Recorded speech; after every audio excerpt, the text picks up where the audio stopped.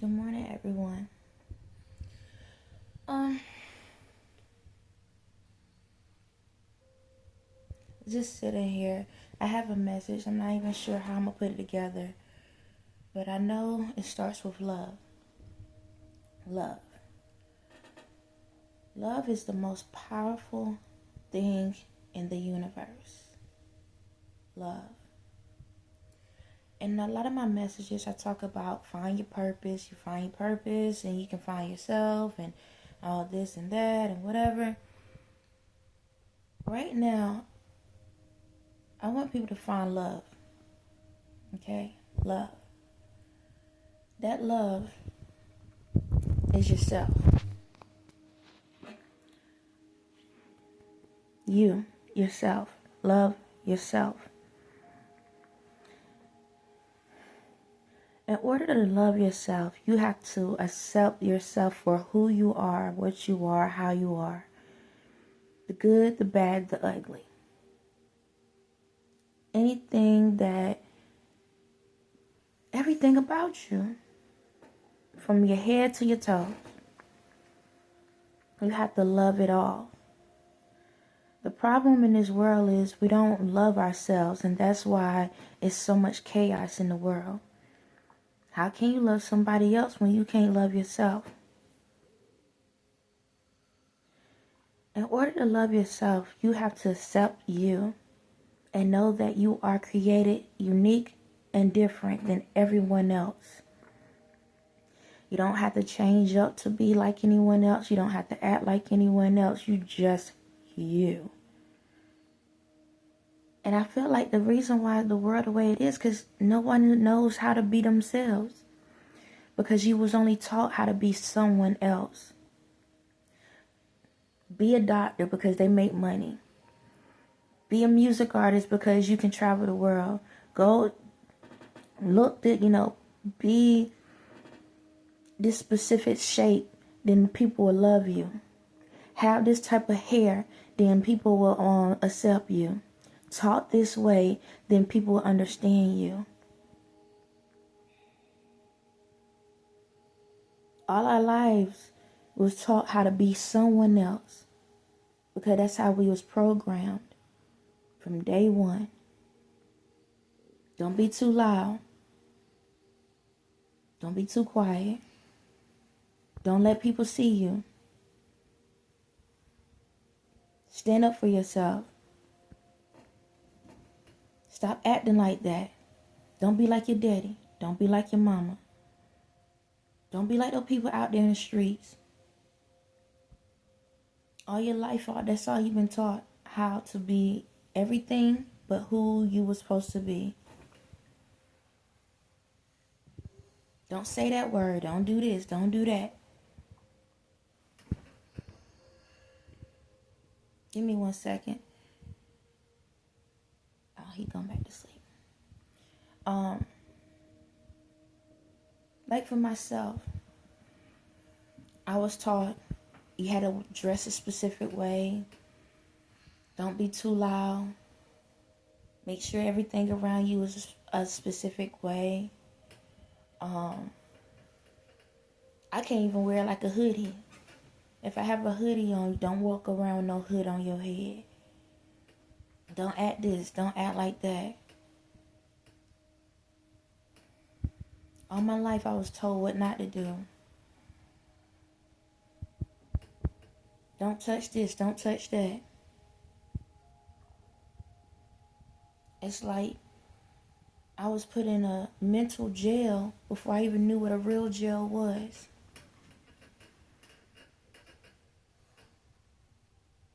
How many of y'all was put in a mental jail before you turned 5 years old?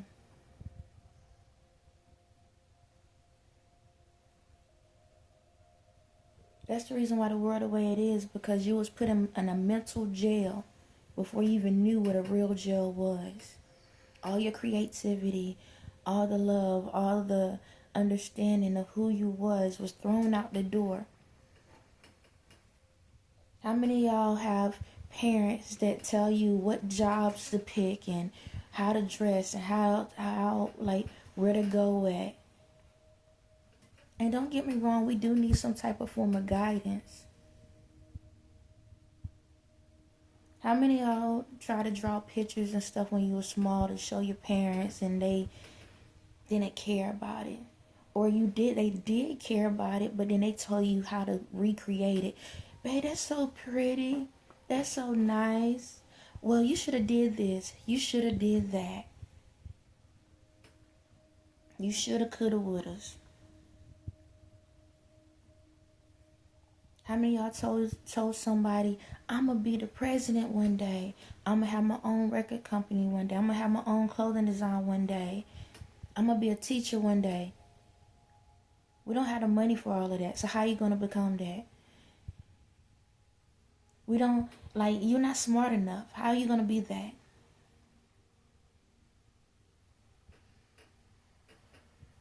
No different than myself. As a kid, the visions that I had, I used to say, Mom, I'm going to be the leader of the world one day. Just looked at me. Okay. Mom, I'm going to buy a house. I'm going to do this. I'm going to do that. Okay. And I walked through the world thinking I couldn't be any of these things at one point. Because I didn't have the money. I thought I wasn't smart enough. Because when I was in school, I flunked not flunked, but my grades were so bad. So bad. It was a lot of stuff that I didn't understand. It was a lot of things I didn't understand. I didn't have a degree. Sometimes I still screw up words. Sometimes I still gotta Google words. Hold on one second, babe. You okay? Okay. We'll probably stand up real quick. So, I had this notion that I felt like, man, maybe I can't be anything because I didn't have any support. Nobody was supporting me. All the stuff that I was told that was wrong and what I shouldn't do and I couldn't do and I won't be able to do. Like, for example, when I was little, I had chicken pox really bad. Really bad. I was actually in the hospital for like a week. And I had dark spots all over my legs. Like, literally dark spots all over my legs after the bumps went away. And when I was a kid, I was told by my mother, no man will want you with those spots all over your legs like that. So this is when I was like in middle school. And one day I decided to wear shorts at school. And this boy said, wow, your legs more marked up than mine. After that moment, now this is in middle school. After that moment, I didn't wear anything that could show my legs for years. And I say years. And when I used to have to go to church, I would ask my mom to get me, because she would make me wear stockings.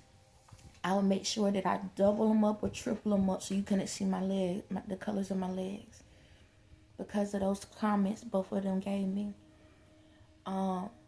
I even when I got a little bit older, I had got makeup. I asked, can I get makeup to cover the spots up on my legs? Then it got to the point that would, smear on stuff, so I couldn't do that anymore. So I wore pants for years. My first marriage, he never saw my legs in the light. How can that happen? Yeah. That's how embarrassed I was. I didn't start wearing shorts until after I got married. After my first divorce. That held on to me for a long time. If anybody was around me, I always wore pants or something where you couldn't see my legs. And see, that's what happens in the world. Somebody say something to you about who you are, your body or your form, and it sticks to you.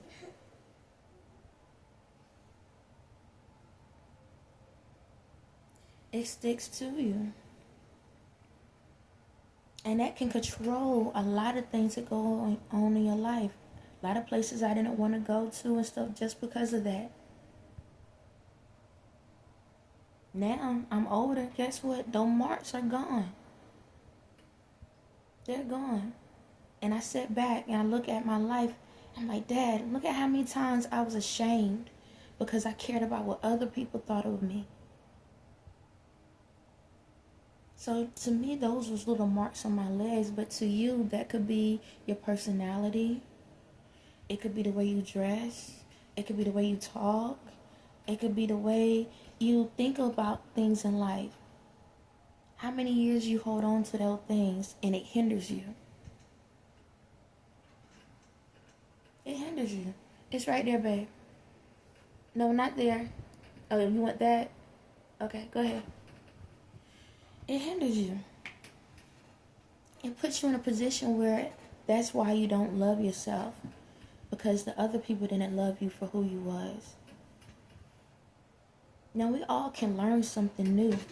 But we have to love the original copy first. That's the thing. You have to love the original version. And then you can add on if you want. And you continue loving the new and improved version of yourself. But the problem in this world, we love the new version and disown the old version. But if it wasn't for the old version, how could you get to that new version? You gotta love all the steps. Can't pick and choose. You have to love all of it. Because once you love all of it, you can understand the reason for the growth. You can understand the reason for the processes you had to go through, the trials and the tribulations. Because each level, you understand the process of how to advance yourselves. But because in the society, we were taught to be in a mental jail before you even get into the real jail. That's why people don't know how to love each other. Because you was never taught how to love yourself at the beginning. Even as kids, we're gonna make mistakes. We're going to trial and error. That's the process of life. And I'm not saying that there's no rules. We need rules. But we need explanations behind those rules. It's like a kid touching the stove. You tell a child beforehand, don't touch it because it's hot. Explain why. Okay, it's hot. That's one thing. All right. Shucks. What type of hot? There's different variations of hot. Is it water hot? Is it fire hot? Is it a 70 degrees hot outside? Explain, hey, you touch this, it can burn your hands. You have to give explanations and express deeper discussions on why these things the way it is. It's no different if you sit back and talk to a child and say, hey, what about getting a better job? Get a job that actually pay more money. Explain why you giving that option, but just say, hey, whatever you decide to do, I'm going to back you up on. But hey, this is my opinion. Nobody say you can have opinion. You can say, hey, I look at mommy life. Look at what I go through. You understand? Look at the situations. Reason why I'm saying these things is because, hey, this could probably help you so you wouldn't have to go through what the struggles we went through. That's the reason why I'm saying, hey, become a doctor. Become a lawyer. You know what? Reason why I say you should become a lawyer is because look how you always stand up for everybody. When something goes on, you know how to stand up for for the person. You understand? You should be a detective. How many times you be finding stuff in the house? Child, you always finding stuff. I can't find it. If you see something, you're going based off of their actions and their personality. Give them reasons why you feel these things. And then if they decide that that's something they want to do, they got that in the back of their mind. And it's not by force. It's something they can think about. It gives them more knowledge in saying, okay, this is what my mom said. This is what my dad said. This is what my aunt, my grandma, somebody said. Because maybe I don't know what I want to be. Maybe I don't know where I want to go. But you know what? They did make sense on, yeah, I used to find things easily. Maybe I can try that out. Yeah, you know what? I used to stand up for the people in school. The bullies used to be bullying these kids. I used to stand up for them. Maybe I can look deeper into that judge, that lawyer thing. You understand? That's how you show love. You don't sit back and dictate and tell somebody, don't do this and don't do that because you couldn't do it. Because you don't understand. You already programming somebody, don't love yourself because I don't love me. And that's what majority of people in the world do. You don't love yourself, so you programming the next generation how to not love themselves. You can go to church all day long, but if you ain't practicing what you preaching, then what are you? Just a preacher that's acting. Everyone in the world is just acting. When are you going to become the true part? When are you going to take on the true role? Everybody is pretending to be something they're not because they don't love the original copy of who they are. No one said that you got to be the old person. It's just like for myself. I always been the type of person that stay quiet. I just listen. I'm always there for people. I'm always loving. I'm always caring. I do everything from the heart. Everything. People took advantage of that, manipulated, misused me, and abused me. But in order for me to get to where I'm at now, I had to love that part of me. I had to love it. I had to accept that was a part of who I was. I had to love that. I used to hate me. I used to hate everything about me. Didn't matter what was going on. I hated myself. Yeah, hate is a strong word, and I never used the word hate. But I'm bold enough to be able to state I was down that road. Because everything that I was, no one really cared about. So they didn't care about me. I didn't care about me. But something in me still was doing the right things. But then it got to a point that I had to realize I have to love me even if they don't love me. I have to accept me even if they don't accept me. So I took what I loved about myself, held on to that. The things that was my weakness, I made them stronger. So my weakness is I was a pushover. I was a go along to get along. I'm going to call it what it is. So what I do, I leveled up. I realized I could still be a good person but have boundaries and know that I don't have to let people take advantage of me. And then I had to start loving that new part of me. Because now I'm starting to say no to people. I'm walking away from people. I'm not allowing people to say what they want to say to me. I'm standing up to people. Now I have to love that new part of me while accepting the old. And that's okay. Now I'm at a different level. I'm still the loving, caring person, but with standards and boundaries. I'm in this world where I don't care if no one likes me. I don't care if no one loves me. Because I love me. All of me. If the whole world is against me, along I am doing what's right and God approves, I'm happy with myself. I'm not going to force anyone to be in my life. I'm not going to force anyone to agree with me. I'm not going to force anyone to be around me. But don't matter what you say about me, I love me. And that will never be a debate. That's how anyone and everyone in the world needs to start learning how to love themselves. I became my own best friend. Because I supported me. So it's time to get out of that mental jail that you was programmed to be in from a child age.